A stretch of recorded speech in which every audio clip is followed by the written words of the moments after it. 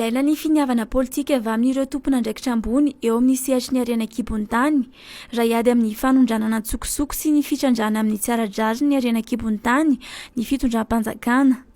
Voakasika amin'izany ny filoham-pirenena, ny praiminisitra, ny minisitra misana ny harena kibon-tany ary ireo parlementera hoy ny sendika malagasy ny loharanon-karena stratejika NASMARS.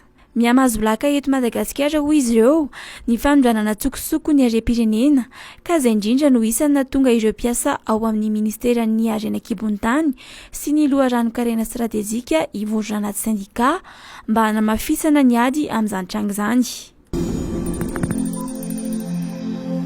Mila mangataka fahazon-dalana eo anivon'ny komina Antananarivo ireo fiara fitaterana manokana an-tsekoly eto Andrenivohitra. Mitentana 5,000 ariary ny saran'izany fahazon-dalana izany araka ny fampatsahivana nataon'ny komina Antananarivo renivohitra androany. Efa nanomboka ny taona 2024 no nametraka izay fepetra fitakiana fahazon-dalana ho an'ny fiara fitaterana manokana an-tsekoly izay any komina Antananarivo renivohitra. Ary nampiarina ihany koa izany ho an'ireo fiara manokana mpitatitra mpiasa na fiara-miasa manatitra entan-dreny.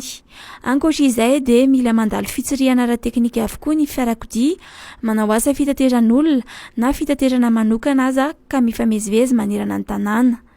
Misy ireo mbola tsy manana fahazon-dalana matoa natao ny fampatsahivana ho ny avao amin'ny komina.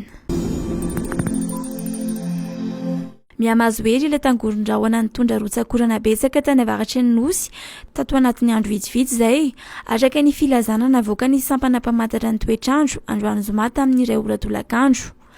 Any amin'ny manodidina ny 7,700 kilometatra avaratra andrefana tanjona Saint-André no nisy ny fohibeny tamin'ny iray ora.